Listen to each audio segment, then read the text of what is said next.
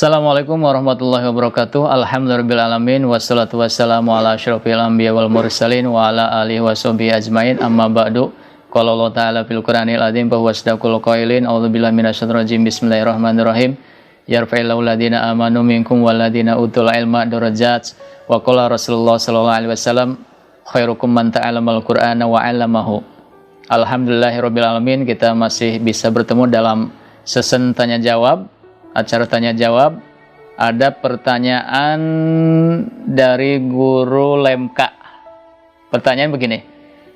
Ini pertanyaan agak lucu ya. Bagaimana pendapat Ustadz bagi laki-laki atau perempuan mungkin ya, yang berusia atau yang berumur 35 tahun ke atas tapi belum menikah? Ini sangat menarik sekali ya. Begini ya. Ini kayaknya yang bertanya udah usia 35 tahun ke atas kayaknya ya. Jadi begini. Ini urusannya masalah jodoh. Jadi jodoh itu memang ada di tangan Tuhan, tapi yang di atas 35 bukan berarti Tuhan angkat tangan ya. Jadi gini, ini masalah jodoh itu ada di tangan Tuhan, benar memang ada di tangan Tuhan. Tapi kalau dalam teologi ahli sunnah wal jamaah, itu ada yang namanya ikhtiar. Ikhtiar itu adalah berusaha mencari, berusaha mencari. Jadi bukan berarti jodoh itu datang sendiri, nanti juga jodoh datang sendiri, kita tidak mencarinya atau tidak berkenalan ya dengan calon istri kita dengan prinsip bahwa nanti jodoh juga akan datang sendiri. Nah, kita takutnya yang datang misalnya nenek-nenek yang gimana itu kan. Nah, itu ternyata ada ikhtiar, bahwa di dalam ikhtiar itu bisa berupa salah satunya adalah dengan doa. Kita berdoa memohon kepada Allah, misalnya berdoa dalam sholat tahajud atau misalnya sholat hajat, atau misalnya dengan sering berpuasa, karena dalam puasa itu kan kita doa-doa kita dikabul ya, diijabah, maka itulah lakukan dengan berdoanya, itu ikhtiar berdoa gitu ya. Berpuasa kita berdoa memohon kepada Allah didatangkan jodohnya, dimudahkan jodohnya, itu yang pertama, ikhtiar. Yang kedua, ini yang sering dilupakan, ikhtiar mencari jodoh. Dalam arti kita ya mencari jodoh ya, tidak diam saja. Mencari jodohnya apa? Misalnya kita ya memang berkenalan kita merasa seret dengan seorang perempuan, kemudian kita kenalan. Kenapa bisa kenalan? Saya sebutkan karena di dalam kitab-kitab fikih memang dibahas tentang yang namanya ta'aruf gitu ya. Ta'aruf lil makhtubah.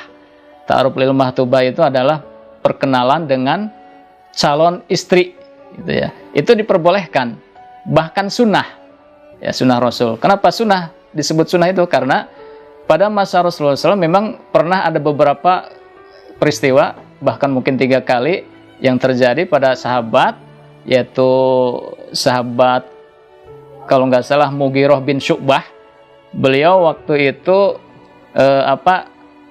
mengatakan pada Nabi bahwa beliau menyukai seorang perempuan, tapi Rasulullah justru berkata, apakah engkau sudah melihat calonnya?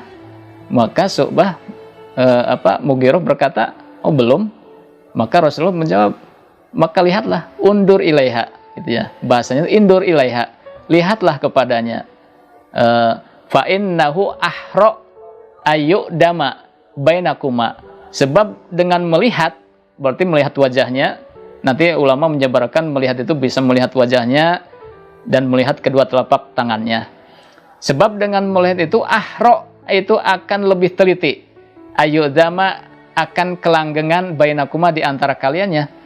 Jadi jangan sampai ada peribahasa seperti membeli kucing dalam karung. Jangan seperti itu. Jadi harus benar-benar melihat orangnya, melihat wajahnya yang mana, ataupun lihat tangannya, itu sudah ada dalam keterangan di dalam kitab-kitab fikih pun tidak apa-apa, itu diperbolehkan, bahkan sunnah. Bahkan yang lebih ekstrem lagi, misalnya ada yang mengatakan boleh lebih dari itu, misalnya melihat betisnya dan sebagainya, itu ada pendapat yang lainnya itu ya. Begitu. Kemudian bisa saja misalnya dengan cara perkenalan itu ikhtiar berkenalan, tapi dengan melalui perantara atau mak comblang gitu ya, istilahnya mak comblang boleh saja. Misalnya kita utarakan kepada perantara kita bahwa menyukai seseorang atau menyukai perempuan tersebut, maka oleh perantara atau mak comblang disampaikan kepadanya dengan sifat-sifat dan sebagainya. Tapi dengan syarat mak comblang kita itu atau perantara kita ya orang yang sikoh atau orang yang jujur, bisa dipercaya, jangan sampai malah justru berkhianat, justru diambil oleh dia kan gitu, seperti itu. Itulah mungkin yang bisa disampaikan. Maka dalam hal ini saya bisa menyimpulkan bahwa tidaklah mengapa kita berkenalan dengan seorang perempuan yang kita sukai untuk dinikahi.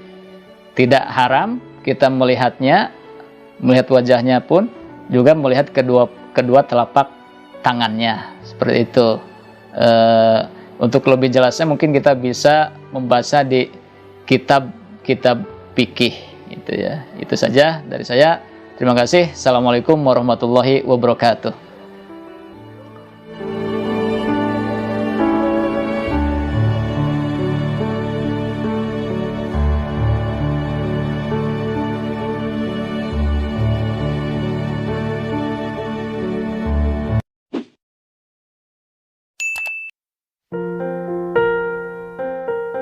Allahumma salli wa sallim ala Sayyidina wa maulana Muhammadin adada ma fi ilmillahi salatan